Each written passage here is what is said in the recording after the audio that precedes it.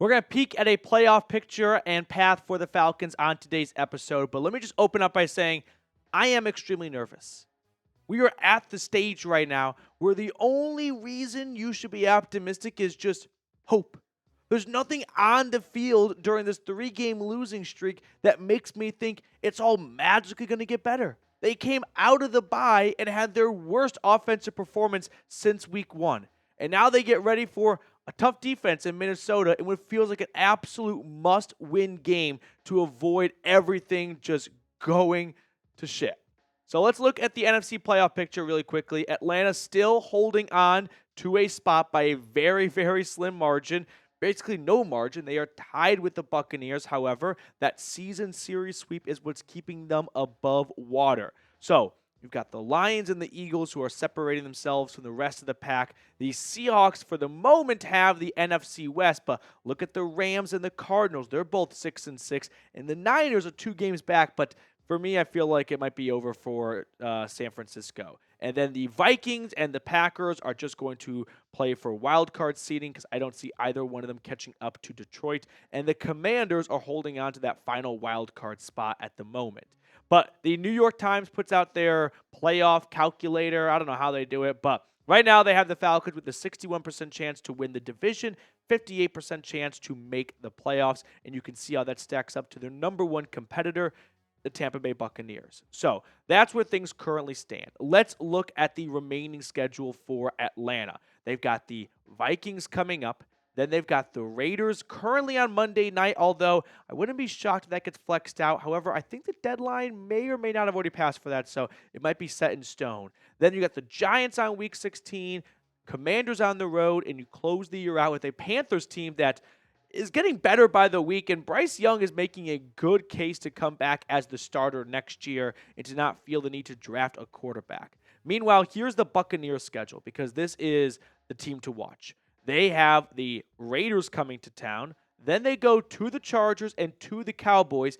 Both teams won the previous week. Of course, LA knocking off Atlanta and the Cowboys beating the Giants on Thanksgiving. And then they play a frisky Panthers team who they just beat in overtime, and they nearly lost that game. Bryce Young threw a game-winning touchdown pass, it appeared, with 30 seconds left. And then the Saints, who have been much better without Dennis Allen, come to town to close out the season. So schedule advantage definitely goes to the Falcons. The Buccaneers have a bit of a more difficult path. However, they are the better team right now. They have won 2 straight games, 3 straight games on the road. Meanwhile, Atlanta has lost 3 straight games. So who do you think is going to win the NFC South? Let me know in the comment section below if you think it's going to be Atlanta or if you think it's going to be Tampa Bay.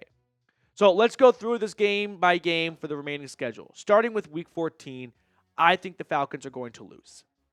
You don't want to hear that, and I completely understand, and you should do your absolute best to tune me out right now. But if I'm just being honest with you guys, what reason do we have to believe that it's going to get any better on the road against a Vikings defense that is number 1 in blitz percentage?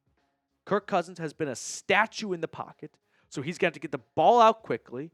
He's good at that. I mean, he's not one of the most frequently blitzed quarterbacks in the NFL, but on top of Brian Flores just bringing the house every single play, or 38% of plays, the Vikings also have an incredible pass rushing duo of Jonathan Grenard and Andrew Van Ginkel, 2 excellent free agent signings. And man, I wonder if the Falcons might have been able to sign one of these guys if they didn't sign Kirk Cousins to that big contract, and they could have just started Michael Penix all along. But that's for a video another day. So I think it's going to be a loss for Kirk Cousins returning to Minnesota, and that might be the thing that gets him benched. Week 15, they go to Las Vegas. The Raiders are the biggest dumpster fire in the National Football League right now. Actually, maybe it goes Giants then Raiders, which luckily for Atlanta, they play both those teams coming up. So I've got win and then win. They play equally large dumpster fires back-to-back weeks. I think both teams are secretly, and maybe not even so secretly, tanking for the number 1 pick in the draft.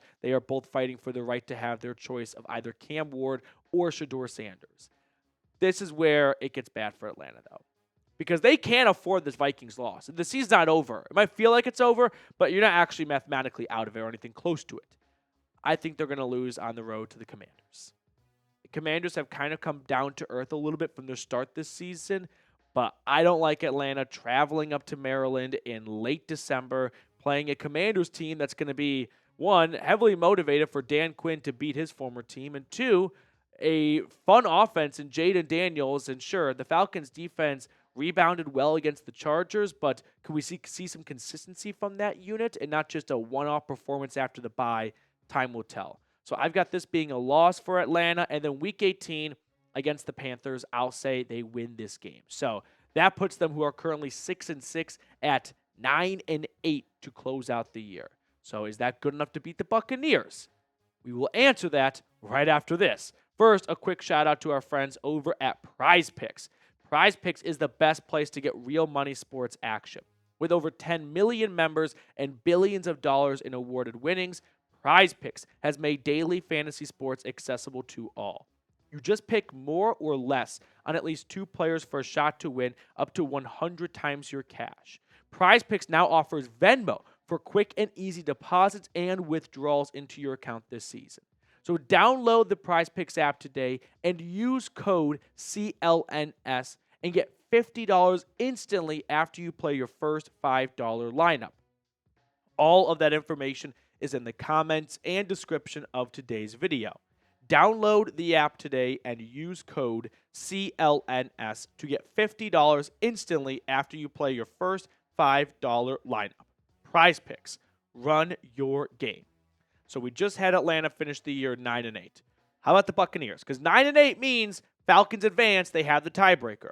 I think they're going to beat the Raiders, but needless to say, you are rooting against the Buccaneers every single game moving forward. That's the rooting guide. Whoever plays Tampa, cheer for them. So cheer for the Raiders this week on the road with Aiden O'Connell still starting, although they look pretty good against the Chiefs. Week 15, though, after beating the Raiders, they go to LA and play the Chargers. I think the Chargers are going to win that game. So remember how I just had the Atlanta Falcons losing to the Vikings in Week 14, but then beating the Raiders in Week 15? If this exactly happens, even after that Vikings loss where it might feel like the world is over and the sky is falling, in this scenario right here, Atlanta is still leading the NFC South because as long as they stay even with Tampa, they advance. Week 16, this might be the do-or-die game. It's one of these two games here. If Tampa goes 0-2, it's Jover. Like, the Falcons, I don't think are going to lose. I don't think the Falcons are going to lose 3 more games this year.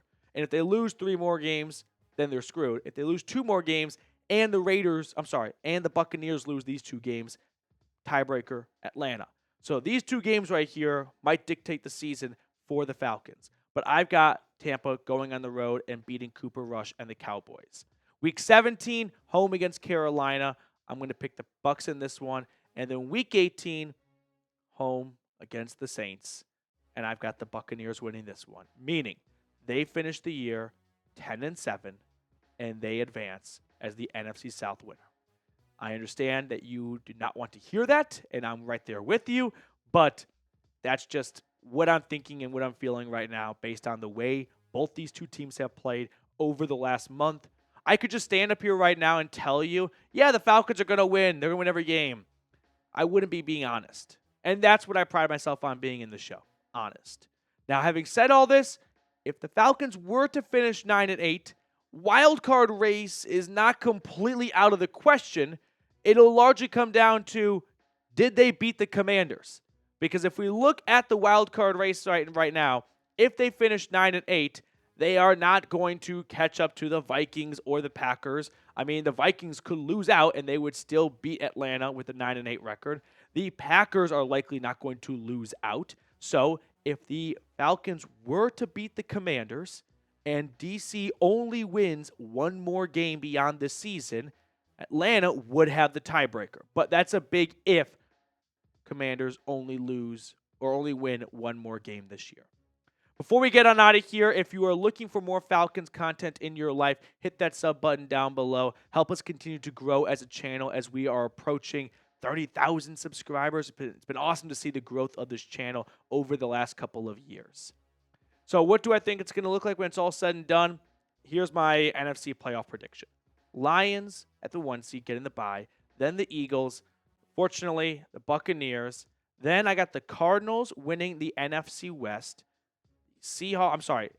Packers, Vikings, and Commanders closing out the wild card spots. And if you're curious, here's the AFC as well. The Bills are going to get the 1 seed. The Chiefs are going to stumble 1 or 2 more times, and Kansas City lost the tiebreaker to Buffalo. I think the Ravens are going to overtake the Steelers. The Texans are frauds, so they're going to win the bad NFC South with a 9-8 record. And then watch for the Broncos. They are heating up lately, and they've got their bye coming up this week to get them nice and fueled up for the final 4 games of the season. So what is your Super Bowl prediction? My preseason Super Bowl prediction was 49ers against the Ravens.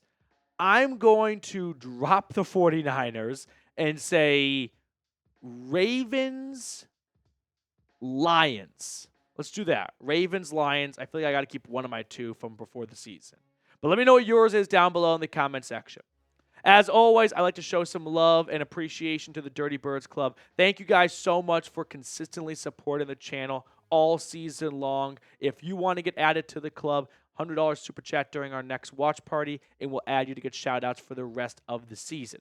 Thank you all so much for tuning in. Hope you enjoyed today's episode, minus the whole I think it's doom and gloom for Atlanta part, but I'm just going to be honest with you guys. So hit that thumbs up button to prove me wrong, and I'll see you all later.